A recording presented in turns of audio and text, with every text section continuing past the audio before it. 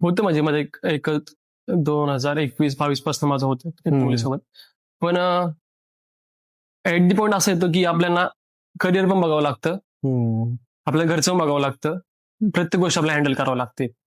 पण प्रत्येकाचा माइंडसेट घेऊन प्रत्येक जण चालत असतो. पण काय करणार ते ऍक्सेप्ट होत नाही. त्यामुळे आज एवढं ह्यूज सक्सेस भेटल्यानंतर आहे का कॉन्टॅक्ट मध्ये ते व्यक्ती?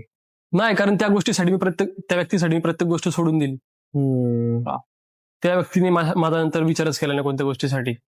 नाही, त्या व्यक्तीसाठी मी माझे 4 वर्ष सोडून दिले सोशल मीडियासाठी. म्हणजे नॉर्मल राहायचो फक्त, जे कॉन्टेंट आपले काय करत नव्हतो, काय नव्हतं, नॉर्मल लिपसिंग वगैरे करायचं एवढंच. मग 4 वर्षानंतर मला ते कुठेतरी हिट झालं की 4 वर्ष अगोदर मी ह्या गोष्टी केल्या असतात तर मी आता कुठल्या लेवलला असतो.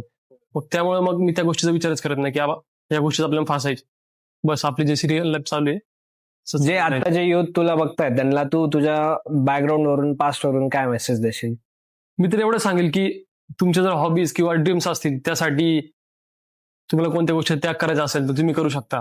कारण ती गोष्ट तुम्हाला भेटेल किंवा नाही भेटेल सांगता येत नाही. पण तुमची तुम्हाला ड्रीम तर तुमच्या हॉबीज तुम्ही पूर्ण कम्प्लीट करू शकता.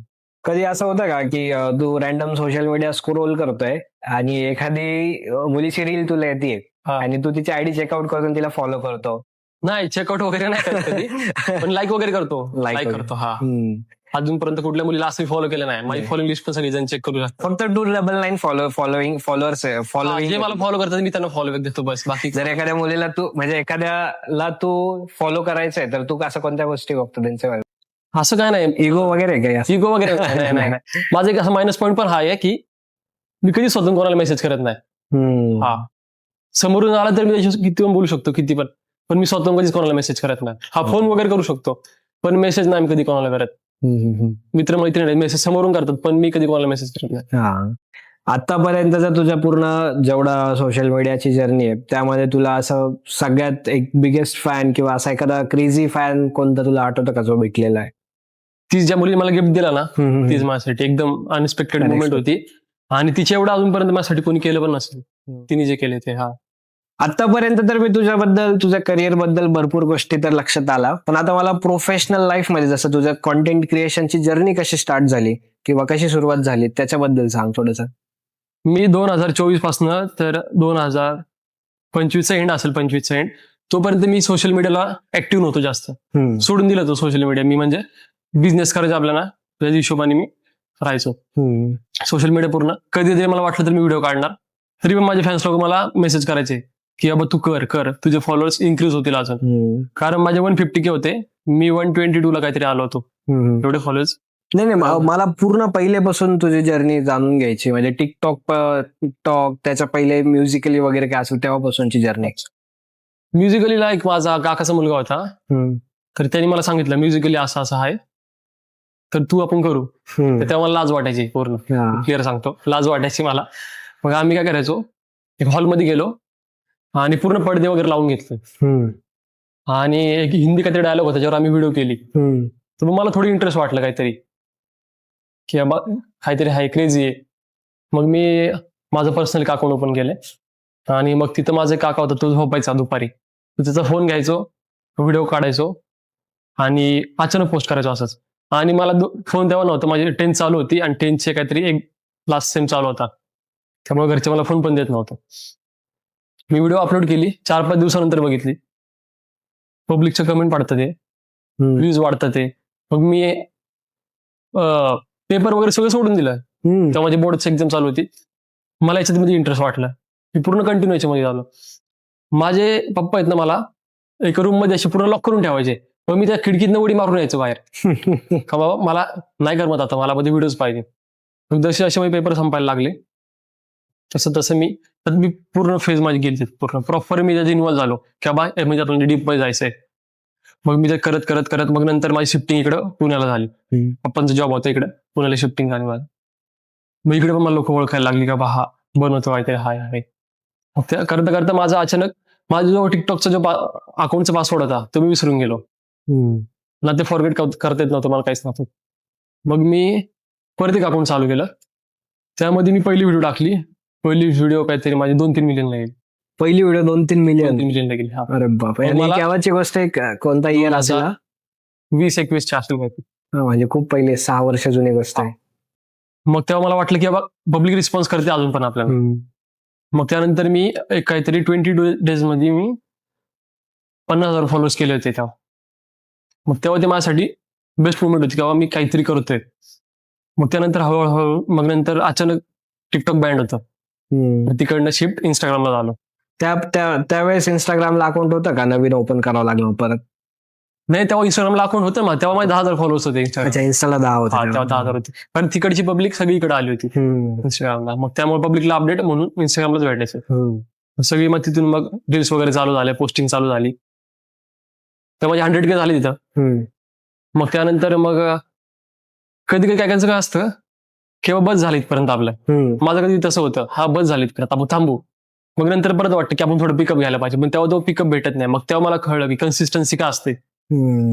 डेली पोस्ट कन्सिस्टन्सी प्रत्येक गोष्टी मॅटर करतात त्याच्यामध्ये. मग त्याच्यानंतर मी 150 पर्यंत गेलो. मग नंतर माझ्या लाईफमध्ये थोडा डाऊनफॉल आला. त्यामुळे मी सोशल मीडिया सोडून दिलं.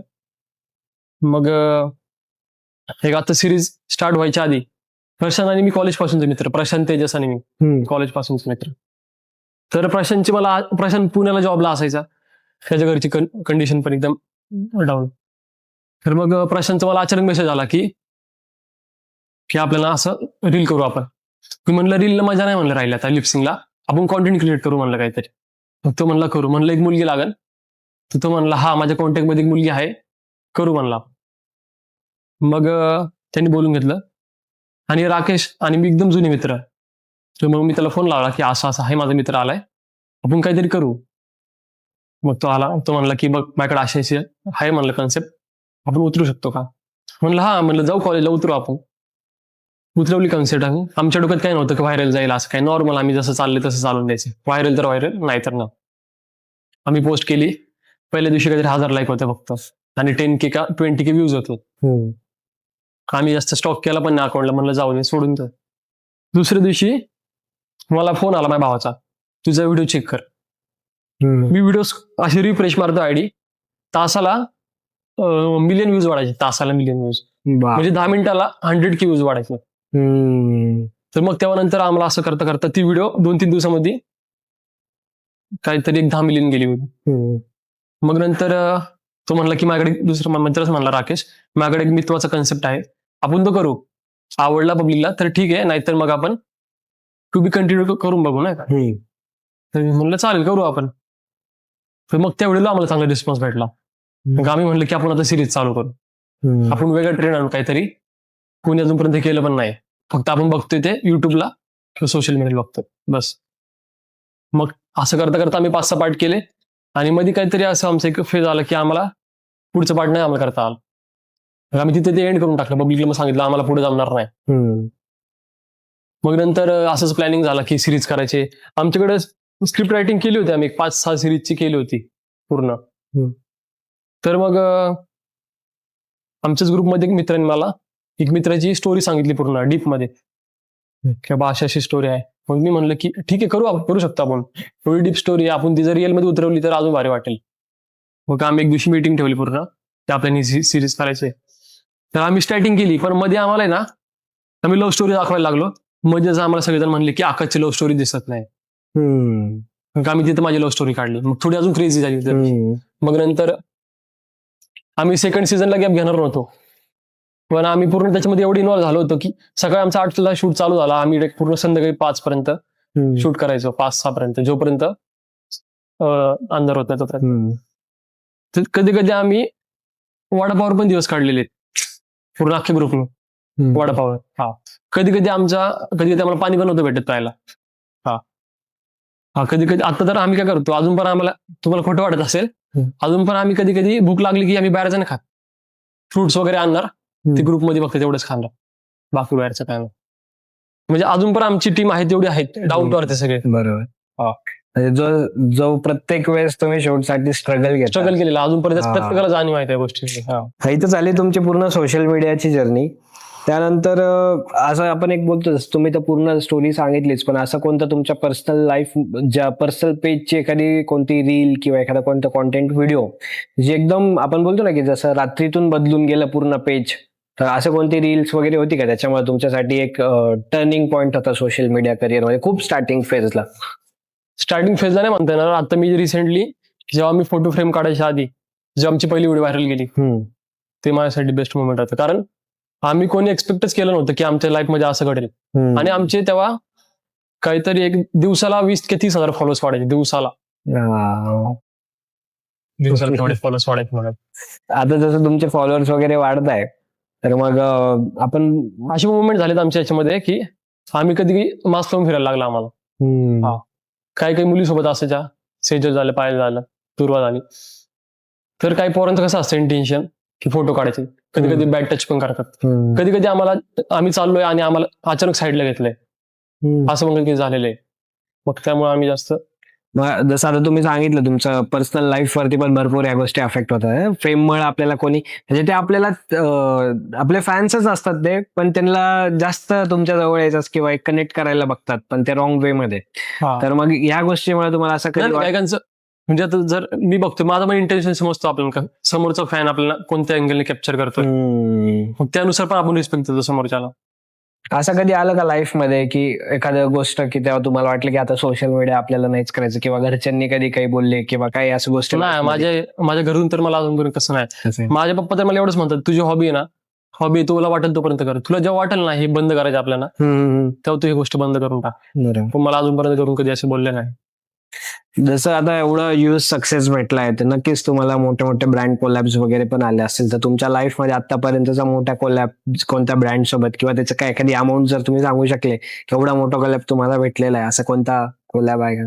आता ब्रँडचं नाव तर नाही घेऊ शकत, पण सांगू शकतो एक गव्हर्नमेंट माणूस असतो ना, जेवढे जे मंथली कमवतो ना तेवढ्या एका ब्रँड कडनं आम्हाला भेटतात पे आउट आलेला. पे आउट आहे. घरचे काय त्यावेळेस घरच्यांचं काय रिएक्शन होतं? नाही, घरच्यांना माहितच नव्हतं सोशल मीडियामध्ये असं पण असतं ब्रँड कोलॅब वगैरे. मग जेव्हा माझं फर्स्ट कोलॅबरेशन झालं, मी मम्मी पप्पांना म्हणलं की असं आहे, एवढी मला अमाऊंट आली. तेव्हा घरचे म्हणले हे एवढं पण असतं का? म्हणलं हा, मग त्या गोष्टी आपण करतो त्या गोष्टीत आपण एवढं भेटतो. ते बेस्ट मोमेंट. जे पण आज न्यू क्रिएटर आहे माझ्यासारखे, तर त्यांना तुम्ही काय मेसेज देणार की सोशल मीडिया जर्नी मध्ये तुम्हाला एक चांगला सक्सेस हवा असेल काय केलं पाहिजे? मी तर एवढं सांगेल की सक्सेस लगेच भेटत ना तुम्हाला, कन्सिस्टन्सी लागते, रोज व्हिडिओ अपलोडिंग, सेम टायमिंग. कारण तुमचे जे फॅन बेस असतो आपला त्याला माहिती आहे की हा ह्याच टायमिंगला व्हिडिओ पोस्ट करतो. तुम्ही जर दुसऱ्या टायमिंगला व्हिडिओ पोस्ट केली तर नाही कोण जास्त बघत. सेम टायमिंग ठेवायचं आणि कन्सिस्टन्सी मॅटर करते, बाकी काहीच नाही करत. जसं एक पूर्ण महाराष्ट्राला एक इन्स्पिरेशन आजच्या डेट मध्ये तुम्ही सर्व आहेत एक सिरीज वगैरे साठी, तसं तुमचं इन्स्पिरेशन कोण आहे सोशल मीडियावरती असेल किंवा पर्सनल लाईफ मध्ये असेल? असं तर नाही म्हणता येणार, पण मी श्रीमान लेजंडला जास्त मानतोय. क्रेझी माणूस आहे, क्रेझी. त्यांच्या कोणत्या गोष्टी तुम्हाला सगळ्यात जास्त? त्यांचे फॅन मुवमेंट बघितलेत ना मी, तो म्हणजे असं भेटतो की हा माझा मित्र आहे, मी याचा मित्र आहे, हा माझ्या घरातला आहे, मी याच्या घरातला, अशा टाईप मध्ये राहतो. मग त्याच्याकडून भरपूर काही गोष्टी शिकण्यासारख्या आहेत, कोणासोबत कसं राहायचं, भरपूर गोष्टी. त्यांचे एक व्हिडिओ बघितले तुम्ही, ते कार मधून उठून बाईक वरती बसून मग पुढे गेले होते काहीतरी पूर्ण. त्यांचा फॅन बेस एकदम नेक्स्ट लेवल आहे.